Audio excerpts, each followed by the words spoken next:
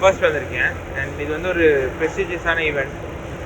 கடைசி ஒரு 85+ இயர்ஸாக நடந்துகிட்ருக்கு. அண்ட் ஸோ இதில் வந்து நிறைய பாஸ்ட் கிரேட்ஸ், நிறைய பாஸ்ட் வேர்ல்ட் சாம்பியன்ஸ்லாம் ஆடிருக்காங்க. ஸோ அந்த டோர்னமெண்ட் வின் பண்ணது வந்து ரொம்ப பெருமையாக இருக்குது.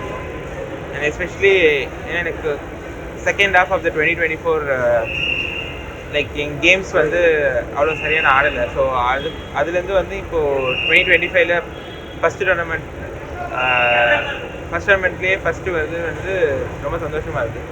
அண்ட் இந்த டோர்னமெண்ட்டுக்காக நானும் என் ட்ரெயினர் கிராண்ட் மாஸ்டர் ஆர்பி ரமேஷும் நிறைய ட்ரெயின் பண்ணியிருந்தோம். ஸோ ரொம்ப மோட்டிவேட்டடாக இருந்தேன் இந்த டோர்னமெண்ட்டுக்கு. அண்ட் வின் பண்ணது ரொம்ப சந்தோஷம். 2025 சூப்பராக ஸ்டார்ட் ஆகிருக்கு. என்ன பிளான்ஸ் 2025 நிறைய டோர்னமெண்ட்ஸ் வருது. For example world cup, Grand Swiss, இதெல்லாம் வந்து கேண்டிடேட்ஸ் குவாலிஃபிகேஷனுக்கு ரொம்ப இம்பார்ட்டன்ட் டோர்னமெண்ட்ஸ். அது இல்லாமல் நிறைய டோர்னமெண்ட்ஸ் வருது. ஸோ ஒரு எக்ஸைட்டிங் இயராக தான் இருக்கும். இந்த டைட்டில் வந்து கேண்டிடேட்ஸ் குவாலிஃபிகேஷன் பார்த்தீங்கன்னா இந்த பிடிஎஸ் சர்டிஃபிகேட்டுக்கு ஹெல்ப் ஆகும். பட் இப்போ தான் இந்த first month of the year. So இப்போவே அதை பற்றி ரொம்ப யோசிக்க முடியாது. பட் இந்த வின் வந்து ரொம்ப இம்பார்ட்டன்ட். ஏன்னா என்னோட கான்ஃபிடென்ஸுக்கும் சரி, ஏன்னா எனக்கு like last few months like என் கேம்ஸில் நான் ரொம்ப ஹாப்பியாக இல்லை. ஸோ இந்த டோர்னமெண்ட் நான் ஆடின கேம்ஸில் எனக்கு ரொம்ப ஹாப்பியாக இருந்துச்சு. ஸோ ரொம்ப சாட்டிஸ்ஃபைடாக இருந்துச்சு. ஸோ ஐ திங்க் அதுதான் ரொம்ப இம்பார்ட்டன்ட்.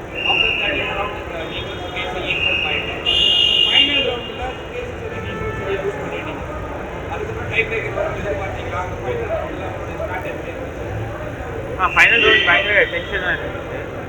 ஏன்னா நாங்கள் 2 பேருமே வந்து 2 ஸ்ட்ராங் பிளேயர்ஸோடு ஆடிட்டு இருந்தோம்.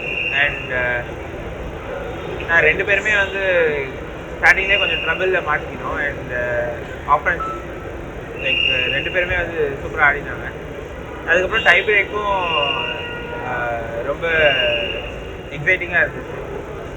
And I think okay blitz format like games வந்து முன்னப்பின்ன போகும். கடைசியில் ஜெயிச்சது சந்தோஷம். கடைசி ரவுண்ட்லேயே பார்த்தீங்கன்னா லைக் அந்த டோர்னமெண்ட்டில் ஜெயிக்கிறதுக்கு சான்சஸ் வந்து 2 இந்தியன் 2 தமிழ்நாட்டு பிளேயர்ஸ் தான் வாய்ப்பு. So at the end of the day இந்த டைட்டில் வந்து நம்ம ஊருக்கு தான் வந்திருக்கோம். ஸோ அது ஒரு பெருமையான விஷயம். பட் லைக் கேமுக்கு முன்னாடி ரொம்ப அதை பற்றிலாம் யோசிச்சுட்டு இருந்தது. ஏன்னா நான் வந்து கிளாசிக்கல் கேமே 6.5 hours ஆனேன். அதுக்கப்புறம் ½ hour தான் பிரேக் இருந்துச்சு, டை பிரேக். ஸோ அதுக்கு நான் மென்டலாக ரெடியாக இருந்துக்கே வந்து ரெஸ்ட் வேறு கொஞ்சம் எடுக்க வேண்டியது இருந்துச்சு. ஸோ அதுக்கு ரெடியாக இருந்துக்கே வந்து எல்லா டைமும் போயிடுச்சு. தென் டக்குன்னு உடனே பிளிட்ஸ் வந்து அடுத்த கேம் டக்குன்னு வந்துட்டு இருந்துச்சு. ஸோ ரொம்ப எதை பற்றியுமே யோசிக்கிறது இருந்துச்சு. ஏன்னா பிளிட்ஸில் வந்து இந்த மாதிரி நடக்கிறது லைக் டக்குன்னு கேம் டர்ன் ஆகும். லைக் ஃபஸ்ட் பிளிட்ஸ் கேமில் கூட நான் வந்து கம்ப்ளீட் ஈக்குவல் பொசிஷன் நான் தான் ப்ரெஸ் பண்ணுற மாதிரி இருந்துச்சு. பட் டக்குன்னு 1 move லெட்டர் பண்ணிட்டேன் நான்.